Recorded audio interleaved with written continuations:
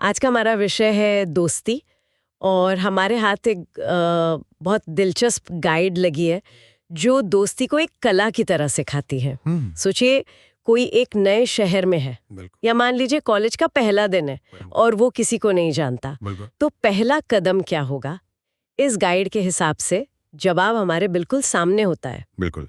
Guide का सबसे पहला और बड़ा आइडिया यही है कि दोस्त मिलते नहीं हैं। मिलते नहीं है? नहीं, वो बनाए जाते हैं। ज्यादातर लोग इसे यूं कहिए किस्मत या केमिस्ट्री मानकर छोड़ देते हैं, अच्छा, पर ये एक स्किल है। ये तो बड़ी दिलचस्प बात है कि दोस्त बनाए जाते हैं, मिलते नहीं। क्योंकि अक्सर हम सोचते हैं कि ये तो बस हो जाता है अपने आप, है ना? हाँ हाँ, बस हो जाता है। तो अगर ये एक स्किल है, तो इस गाइड के मुताबिक इसका पहला सबक क्या है? मतलब कहाँ से शुरू करें? गाइड दोस्ती की नींव को 3 स्तंभों पर रखती है। पहला है निकटता। निकटता, प्रॉक्सिमिटी। हाँ, प्रॉक्सिमिटी।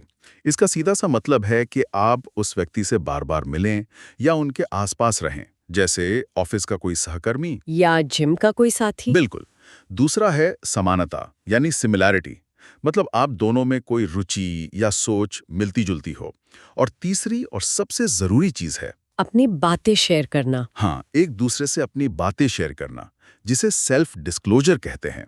ठीक है, तो ये 3 चीजें तो जरूरी हैं। लेकिन वो जो पहली बातचीत शुरू करना होता है ना, वो ही सबसे मुश्किल लगता है। हम्म, क्या गाइड में इसका कोई फॉर्मूला है? हाँ, और उसे फ्रेंडली फर्स्ट मूव कहा गया है। इसके 4 बहुत ही आसान स्टेप्स हैं। अच्छा। पहला, एक हल्की सी मुस्कान और खुली बॉडी लैंग्वेज। दूसरा, कोई छोटी सी बात शुरू करना, जैसे यहाँ की कॉफी अच्छी है, या ये प्रेजेंटेशन काफी लंबा था। हाँ, कुछ भी। तीसरा, बातचीत में कोई एक कॉमन चीज ढूंढना। और चौथा, साथ में कुछ करने का एक छोटा सा सुझाव देना। जैसे चलो कभी लंच पर चलते हैं। बिल्कुल, चलो कभी लंच पर चलते हैं। ये सुनने में तो बड़ा आसान लगता है, लेकिन असल में पहल करना डरावना हो सकता है। क्या होगा अगर सामने वाला दिलचस्पी ना दिखाए? हम्म, ये रिजेक्शन का डर ही तो सबसे बड़ी रुकावट है। बिल्कुल। और गाइड इस डर को स्वीकार करती है। इसीलिए वो जो चौथा कदम है ना, छोटी सी गतिविधि का सुझाव। हाँ, वो इतना है। मैं ये कम दबाव वाला तरीका है। अगर वे मना कर दें तो भी कोई बड़ी बात नहीं लगती, लेकिन अगर वे हाँ कह दें तो आपने एक ठोस कनेक्शन की तरफ पहला कदम बढ़ा दिया है। ठीक है, तो फ्रेंडली फर्स्ट मूव से बातचीत शुरू हो गई, लेकिन अक्सर यहीं पर गाड़ी अटक जाती है। इस सही का वो पहली छोटी मोटी बात के बाद एक अजीब सी खामोशी छा जाती है।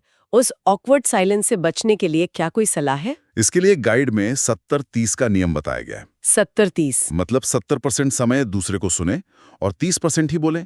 और ये सीधे तौर पर हमारे तीसरे स्तंभ यानी सेल्फ डिस्क्लोजर से जुड़ता है। अच्छा, कैसे? जब आप किसी को सच में सुनते हैं तो आप उन्हें एक तोहफा दे रहे हैं, अपनी पूरी अटेंशन का।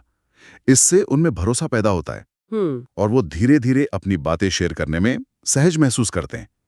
यहीं से छोटी छोटी बातचीत गहरी दोस्ती में बदलने लगती है। मुझे लगता है गाइड का जो अगला पॉइंट है, वो शायद सबसे ज्यादा नजरअंदाज किया जाता है। कौन सा? निरंतरता, कंसिस्टेंसी।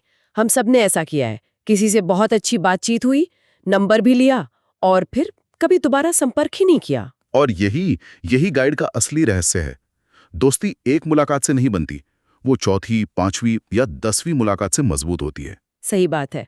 कभी कभी बस हालचाल पूछ लेना, कोई मजेदार मीम भेज देना या चाय के लिए पूछना, यही छोटी छोटी चीजें एक गहरे रिश्ते की नींव रखती हैं। मतलब दोस्ती किसी बड़े इवेंट से नहीं, बल्कि रोज रोज की छोटी छोटी बातों से बनती है। बिल्कुल। जैसे किसी सहकर्मी से सिर्फ काम की बात करने की बजाय ये पूछ लेना कि उनका वीकेंड कैसा था, और फिर अगले हफ्ते उस बात को याद रखना। एकदम सही, यही है वो निरंतरता। और हाँ, कुछ गलतियों से भी बचना जरूरी है, जैसे बहुत ज्यादा मैसेज करना। हाँ, वो तो बहुत अजीब लगता है। सोचिए, आप किसी से एक बार मिलें और वो आपको दिन में 10 मीम भेजने लगें।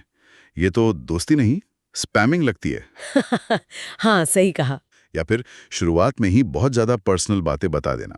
गाइड कहती है कि शुरुआत में बातचीत को हल्का और संतुलित रखना चाहिए। तो कुल मिलाकर ये गाइड दोस्ती को एक व्यवहारिक कौशल की तरह देखती है, जिसे धैर्य और सही तकनीक से सीखा जा सकता है। ये सिर्फ संयोग नहीं है। सही का। और यहाँ एक सोचने वाली बात है जिसे मैं श्रोताओं के लिए छोड़ना चाहूंगा। बताइए। गाइड में एक जगह लिखा है कि दिलचस्प बनने की कोशिश करने से बेहतर है कि आप दूसरों में दिलचस्पी लें। तो क्या अच्छे दोस्त खोजने की यात्रा असल में खुद का एक बेहतर और ज्यादा ध्यान से सुनने वाला संस्करण बनने की यात्रा है।